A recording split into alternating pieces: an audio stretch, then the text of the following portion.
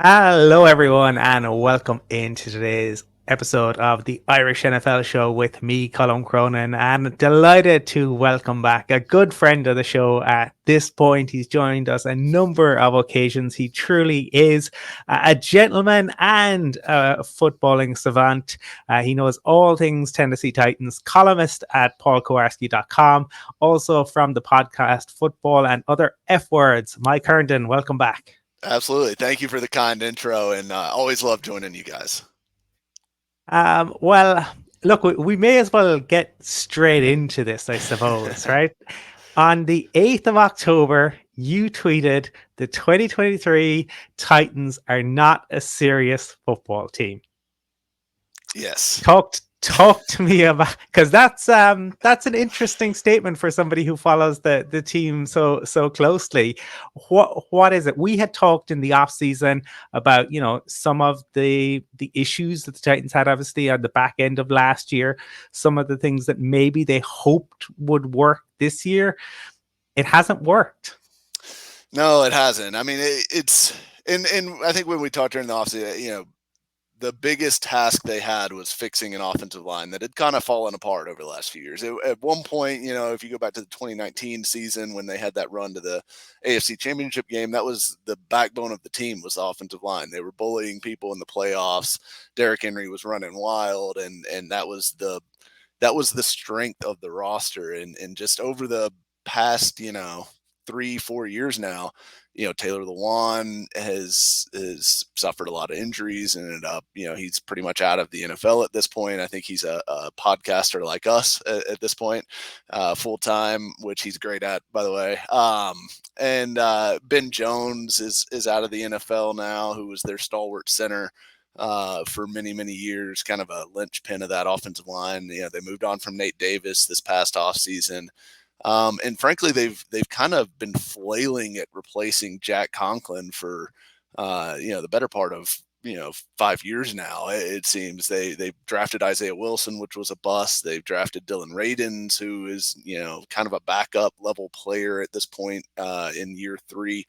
They drafted Nicholas Petit Frere, who was suspended, and now he's kind of trying to battle to get his job back after that suspension due to the gambling policy violation. So it's become a major issue, and part of their approach this offseason was going and getting Andre Dillard in free agency, former first round pick. The hope there being that, okay, he was stuck behind Jordan Mailata in Philadelphia, and maybe he just needs an opportunity. Well, he's been absolutely terrible for the Titans. I think he leads the NFL in sacks allowed, and has just really struggled at left tackle. And they've, like I mentioned, they've got a patchwork situation at right tackle, and it's a mess up front, frankly, and that's hurting Derrick Henry's production. That's hurting Ryan Tannehill's production, as he's under pressure constantly, taking a ton of hits this year. And it's just bad on offense. And frankly, the defense hasn't been as good as I think what a lot of people around here thought they'd be. So it's been a disappointing start to the year. And look, there's been bright moments. The game in against the Chargers. I mean, the funny thing is they've beaten the Chargers and the Bengals, right? Which on a resume you think, okay, that's pretty good. But then they've lost to the Browns, Colts, and Saints, which they've kind of flip flop results from what you might have expected if you looked at their schedule early in the season. But I just think they are not tough enough in the trenches, really, on either side of the ball, because I think the defense is pretty good up front, but they got exposed, I felt like, against a good Colts offensive line. They just got bullied up front in that game, and to me that was a huge alarm bell going, this team, I mean, that was what you had to hang your hat on this season, and if they can't get it done in a game like that was in critical game for them, division game against a team that was tied, the whole AFC South was tied at 2-2. um, if they can't get it done in that game, it makes me worry about what the rest of this season looks like, because that has to be a strength, and when they show up like that, it's alarming to me. Yeah, and look, I'm obviously totally on the outside here, but it looks to me a little bit this year like the Titans, the two games that they have won, I mean, they were able to bully, right? Mhm. Those both of those teams, and I think bullying the Chargers, it's the Chargers. We call them like they're Spursy, right? They're like Tottenham Hotspur, who are notorious. You're able to bully Spurs, and the Bengals. Well, they weren't the Bengals, and the Titans shut up. But it seems like if you're prepared to stand your ground with the Titans, that's a real issue for them this year. And I'm wondering, given that the next kind of four games are the Ravens, the Falcons, the Steelers, and the Bucks, those are like four teams who are prepared to roll in the mud with you.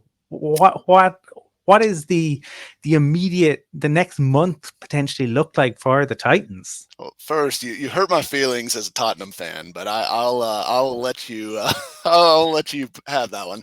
Um, This year, hey, your new manager may have changed things, but Postacoglu, he's you got know, things rolling a little bit. on a site, are you familiar with the Roy Keane story about Spurs? Have you ever heard that one? I'm not, no. Given we're on Spurs, so Roy Keane, famously Manchester United captain under Alex Ferguson, Mhm. and that's where Spurs were their most Spursy. And Keane is talking about it. It's when United were at the top of their game, and kind of everything's going well. And he's sitting in the dressing room, and he says, like they waiting for Fergie to come in to give the team talk, and he's like, "Please, just don't go give us a long team talk today. We know what we have to do." And Ferguson walks into the dressing room. Everyone shuts up. They look at him, and he just says the line, "Lads, it's Spurs." And he walks out. And Keane said it was perfect. We knew what he meant, and we went out. We took care of business. So sorry about That's your funny. Spurs, but hey, this year looks good. Yeah. I'm excited by the start. We'll see how things go. They've had good starts here recently too that have kind of blown up as the season goes along. But we'll see. I'm optimistic for now. But from a Titan standpoint, yeah, I think in the trenches, if they can't, like you said, those four teams coming up, if those teams can punch them in the mouth and they can't respond, that's going to be a major problem. And I have no faith that they can do it on offense. I think the offensive line is bad. I've been on that the whole offseason, warning Titans fans that, hey, I know there's different names on the roster sheet now, but it is not good. This is not, it was a group that they tried to put together. And I understand what Rand Carthon was trying to do. And I don't totally fault him for trying to do it this way because they didn't have a lot of money to spend this past offseason. They had a lot of holes to plug. And they did not want to kick the can down the road further by restructuring Ryan Tannehill's contract, restructuring Derrick Henry's contract, doing all the stuff that's going to, continue to leave them in this kind of cap strap position in 2024, 2025. So I understand what they tried to do. They tried to go get some value guys that they could plug in there. But I mean, when your best player by far on the offensive line is a rookie that you drafted, a rookie guard, it's just not. It's not a tenable situation for a team that needs to be able to run the football. Ryan Tannehill, with a good running game and being able to thrive off of play action, can take this team to a good offense. I mean, we saw it in 2020. They had the fourth ranked scoring offense in the league in 2020 with Ryan Tannehill playing off of play action, strong offensive line, playmakers at receiver. When he's put in a good situation, he can play well, but he's not going to lift a team and you can't put a team on his back. You can't say, all right, Tannehill, you need to drop back 45 times today because we got nothing going in the run game. It's not going to go well. I mean, he's not Mahomes. He's not Allen. He's not Burrow. He's not any of these elite quarterbacks. And we know that. We've known that about Tannehill the whole time. So this team is just built in a way that they can't survive if they can't run the football. And I don't think they're going to be able to run the football effectively. And frankly, I think maybe Tyjae Spears needs a little bit more work right now. As good as Derrick Henry, I think, still is, and I don't think he's completely fallen off. I think Spears brings an element of playmaking to this offense that they desperately need, and I think maybe they just need to lean a little bit further into Tyjae Spears and see what the rookie can do with a little bit bigger workload. I mean, he's already getting a lot of touches, but I think he needs more. Yeah, and I suppose on that because yeah, Henry hasn't completely fallen off, but he's under 4 yard, averaging under 4 per carry, which is the lowest of his career Yep. to date. And I suppose when we were previewing the game last week, kind of the AFC South, is has tendencies, right? A lot of the time, and Derek Henry against the Colts was one of those, but obviously then didn't work last week. And I suppose just in terms of maybe like looking to the future and like what does and maybe I wrap this up actually into also the question because I know you put out a tweet or certainly the podcast did asking for unpopular opinions and my goodness did you get some um but there were plenty of people pointing out that Vrabel has lost 10 of his last 12 games. We talked about the four that are coming up. Like what does 2024 look like for the Titans at this point? Are they going to be sellers at the deadline, Mike? Are they going to? Is this really going to be truly kind of embracing the rebuild? Because it feels they've been a little bit like the Broncos, where they kind of have dipped their toe in, but like they've never fully and they've tried to roll it. Although they aren't lumbered with a $250 million contract deal like those in the Mile High City. Thankfully, yeah. No, I do think your point is great that they tried to thread the needle this year, right? I felt like after last season, after the collapse down the stretch, all the injuries, we knew that they were going to go through this transition on the offensive line. We knew that Tannehill and Henry were entering the last year of their contracts this year.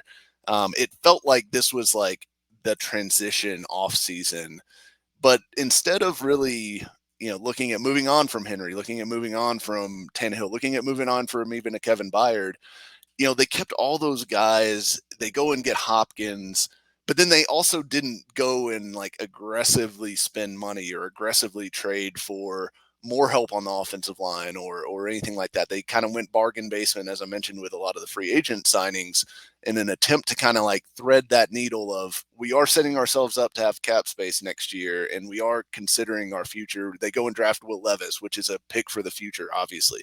Um, they are considering their future beyond this year, but they're also trying to win right now. They're trying to win the division. They think they can win the division, I think, going into the season.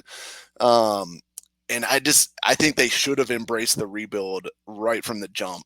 And I know that's hard, and especially with guys like, Derrick Henry, Jeffrey Simmons on this team, the guys that Kevin Byard, who have given a ton to this franchise and are really, franchise legends at this point, especially Byard and Henry. It's tough to say goodbye to players like that, but I mean, this team isn't going anywhere to me. Like they are capped out at maybe they could get to 9 wins and like, sneak in on if the AFC South is just terrible, which there's a possibility that it could be. But what are you going to do at that point? You're going to go get blown out by Buffalo in the first round of the playoffs, and congratulations on your AFC South division banner, right? So, and here's your 18th overall pick in the draft, by the way, which is, you aren't going to get a superstar with that. So I think they should have embraced the rebuild. And that was my take this offseason too. And it felt like they tried to walk a very fine line, and it's just not coming off the way that I think they thought it was. But I do think that 2024 looks a lot different. I think we will see either Malik Willis or Will Levis at quarterback next year. I think this is Tannehill's last season, and Henry's really the big question because Henry's approaching some major milestones for this franchise. He would likely pass Eddie George as the franchise's leading rusher next season if he stays. He would, which would put him over 10,000 yards rushing for his career. He would probably get over 100 touchdowns, rushing touchdowns, and be in the top 10 in NFL history in that category. And I wonder if there's any sense of like, they want to have those accomplishments happen in Tennessee for him.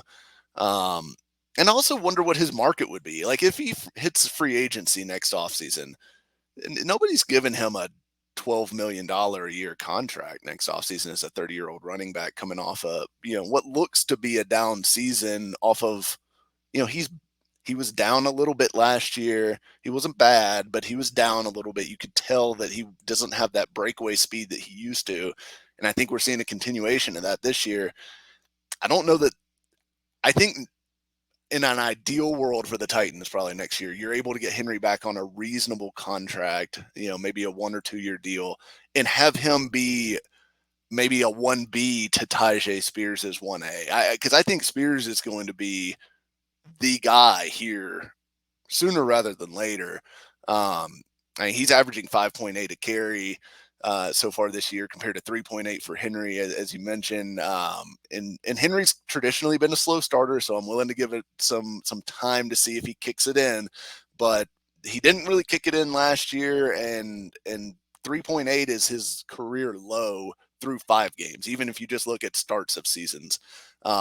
So it's I think we're headed towards the end of the Henry bell cow era, but it just remains to be seen whether they're going to let him stick around and get some of those milestones in Tennessee as kind of a transitional figure, or whether they rip the Band-Aid off and move on and move young with Spears, which, probably from a team building standpoint is probably the better way to go.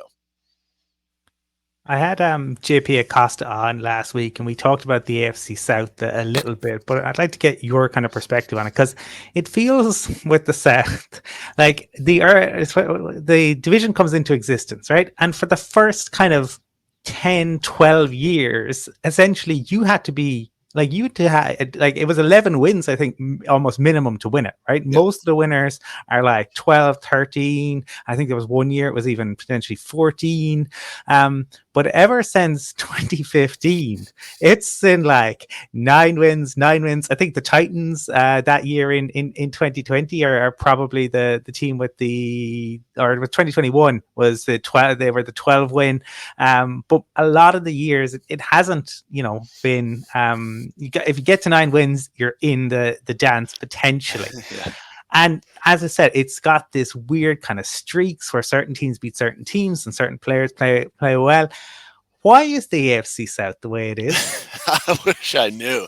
It is an odd division. And I mean, when it was formed, Peyton Manning, I felt like really in the Colts dominated this division for a long time. Then you had a little spurt with the Texans it was really the end of, I guess, the Matt Schaub era of Houston, and then the beginning of Deshaun Watson, where they were very good under Bill O'Brien. And they kind of held the division for a while. And then it's felt like it's been the Titans for the past, 3 or 4 years. And of course, everyone expected the mantle to pass to Jacksonville this year, but they're so up and down. They're so inconsistent still that I have a hard time trusting them. And frankly, from what I've seen from, obviously Anthony Richardson is hurt now, and we'll see where that goes. But Anthony Richardson, I think, has shown some real flashes of talent. CJ Stroud, I think, has been fantastic. I love Stroud coming out in the draft. I desperately, and this is going to be one of the sliding doors moments of this division. It was rumored before the draft the Titans were going to go up to 3. Well, not rumored. It's been flat out reported that the Titans were going to move up to 3 to get CJ Stroud had the Texans not taken him at 2. And the Texans had talked about taking Will Anderson at 2 and then trying to move back up for Stroud. But I think the Titans were prepared to outbid whatever Houston was throwing on the table to get up to 3 because they love CJ Stroud. And obviously the Texans throw a wrench in that. They get Stroud, then they trade up for Anderson. The Titans dropped their trade offer for 3 because they weren't that interested in either Richardson or Levis. And, the Titans end up getting Levis in the second, which I think, was kind of an opportunistic pick at that point for them. But the Texans ended up with Stroud instead of Tennessee. It may prove to be such a huge turning point in this division that I could see the Texans, becoming the dominant team in this division if Stroud turns out to be the player that I think he can be and that I think he's shown to be so far through 5 games of his NFL career. So I think the quarterbacks, play a huge role in this, and the Titans have not had a dominant quarterback really since Steve McNair. And the other franchises haven't really either. the Jacksonville hasn't had a dominant quarterback. The Texans had Deshaun Watson, who at his peak was really, really good, but that was very short lived. And really, it's just been the Colts who had, Manning and then Luck, and that's why they dominated the division for so long. And now it seems like with all these young quarterbacks, somebody is going to emerge as the top dog. Either that, or if somehow there's a situation where Trevor Lawrence, C.J. Stroud, Anthony Richardson, and Will Levis, or Malik Willis for that matter, I shouldn't leave him out of that. If all of those guys somehow hit, this will be the best division in football, the most competitive division in football. It'll be the cream of the crop for the NFL for the next 10 years. And what a weird world that would be if all of a sudden the AFC South was the banner division for the NFL. Do you know who else lost CJ Stroud? Frank Reich. As Yes, as he we does. my goodness, that was quite the press conference when you are heading into week 6 of year 1, and the chasm between the head coach and the owner is made very open and apparent. But I think maybe I know which way you're going on this. But given Mia O'Brien was on with me a few weeks ago, and she asked me the question: would it, over the next 5 years, would you rather be the Colts or the Texans? Yeah. And I asked JP Acosta that question last week. He went Colts. Given your love of Stroud, would you go Texans? I'd go Texans. I think Stroud's going to be a better quarterback than Anthony Richardson. I think they've got 2 good young receivers in Nico Collins and Tank Dell, who Tank Dell is a guy that I was not high on in the draft and has frankly surprised me. I think he's been great for them so far. And they've got their tackle situation settled with Tunsil and Titus Howard. They've got Shaq Mason now at guard, who's a fantastic player. So they've got a strong offensive line. They've got good young weapons that appear to be poised to grow. And that's not, even, John Mechie's another guy who could end up factoring in for them. I think they've got a lot of young talent to be excited about. And Will Anderson looks like a game wrecker already on the opposite side of the ball. So to me, the Texans have the linchpin pieces in place to be a dominant team in this division for the next 10 years. If I'm taking one AFC South franchise for the next 10 years, I'm taking Houston and not thinking twice about it. And that pains me to say as someone who has followed this Titans franchise for so long, but to me, they have done, and I had my doubts about Caserio heading to Houston and his initial work and the burning through all these coaches and everything like that.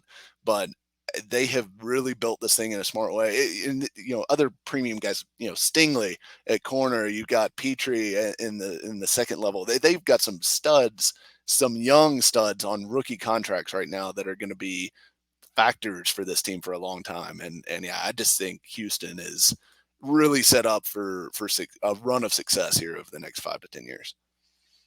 Sorry to do that to you. It's like when I've got Fine. to, as a Broncos fan, when I've got to talk about the Chiefs. Yeah. I suppose looking at this weekend's game, we're recording this a few days out. It'll go out on game day itself. But a lot of talk in NFL circles, I suppose last week in particular, the Bills very unhappy I suppose with the way in which their team looked. And then Roger Goodell, I don't know if you saw that clip, had been on stage in London and said, "Oh, this is a great experiment. We're going to get to see a team coming in late and a team that's already been here." Just unfortunate timing, and the Bills mafia really picked up on that. But we not quite as exaggerated this week, but obviously the Ravens decided to travel over on Monday. The Titans are coming in much later. I know Vrabel talked about the reasons behind that. And this is one of the things I talked about this on our show yesterday. It's a bit like, in a trial, you have an expert with testimony, and some will argue one way, some will argue the other. It's the same with sports science. Some tell you it's better to go early, some tell you it's better to just arrive in late. We heard Mike Vrabel give the reasons, but like for the fans on the ground, what's the feeling in Tennessee around this? Are people kind of taking any notice of it given what happened with the Bills, or are they kind of saying, why aren't we going over earlier? Yeah, I think most fans are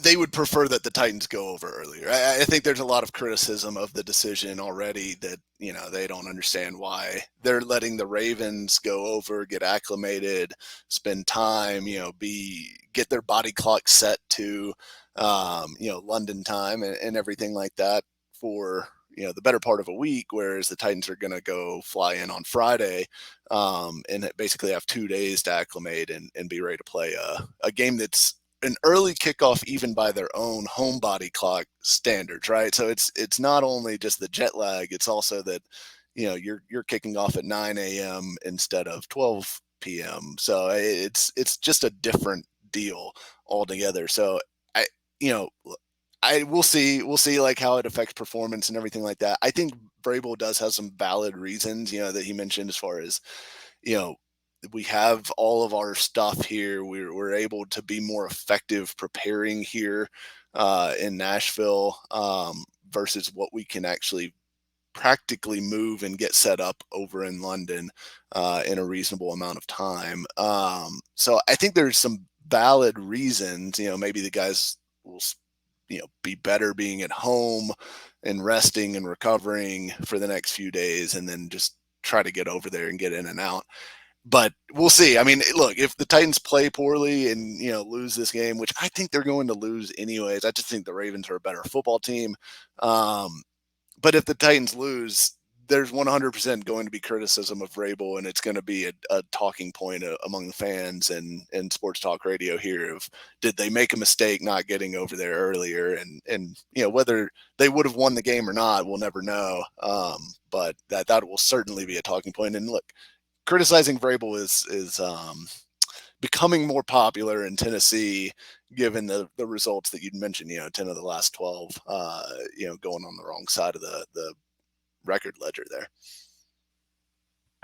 Yeah, well, it will be interesting to see. Now, the Ravens may have, at least on paper, the better roster, but never underestimate the Ravens' ability to shoot themselves in the foot. So, in this rivalry, I mean, Titans Ravens, it's almost usually the worst team that wins this game somehow, because you think about, in the 2019 season when Lamar has the MVP, the Ravens looked unbeatable that season, and the Titans go up to Baltimore and smack them around and knock them out of the playoffs, and then they turn around the next season and play in the playoffs again, and the Titans had the better team to me that season, and the Ravens come into Nashville and knock off the Titans in the playoffs. So it seems like the better team generally loses this game, so maybe that's a good sign for Titans fans.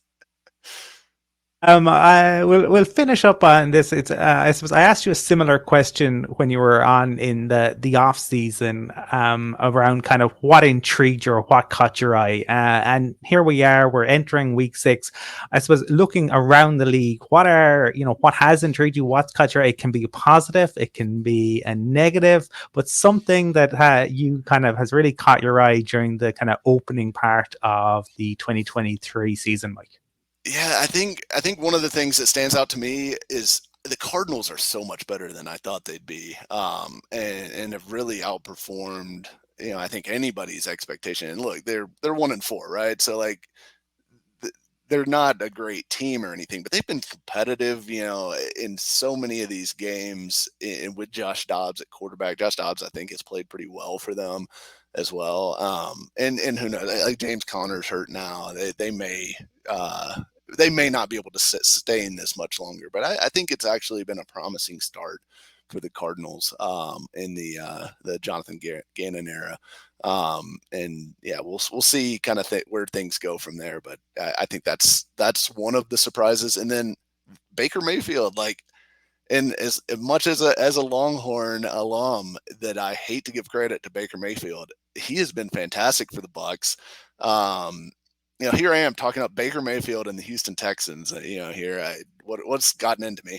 But Baker Mayfield's been excellent. The Bucs have been a surprise. I did not have them competing in that division. I thought they were kind of on the same track as the Titans, that they were aging out of an era where they were going to be contending and heading into a transitional period, but they have played really good football early in the season. And, the Titans will see them in a few weeks, and that looks like a much tougher game on the schedule than it did when the schedule was released back in April. So those are a couple of the teams that have really jumped out to me. Yeah, I think two of the biggest surprises, certainly. And for people watching or listening to this, Mike, who want to check out more of your stuff, and I would absolutely advocate they do that. Where's the best way for them to do that? So www.paulkoharski.com is where I put all my written work. Paul's website is great. He's been covering the team since they were the Oilers. He goes way back. He's got as much institutional knowledge of the team as anybody. So if you are a Titans fan, or if you're even interested in the Titans at all, urge you to go check out the site. You can find my stuff there. I've got the Titans have had major red zone issues this year after being top 6 in the NFL for the past 4 years in red zone touchdown percentage. And that's part of the reason that they've kind of fallen off this season. I broke that down this week with some film clips and things like that in there. So feel free to go check that out. And then the podcast, Football and Other F Words, wherever you get your podcasts. We will be, there will probably be a lot of F words this week on this episode. Well, definitely, I cannot thank you enough for taking the time to join me. Always a fantastic chat, and look forward to hopefully welcoming you back on again in the not too distant future. Absolutely. Love doing it. Thanks for having me.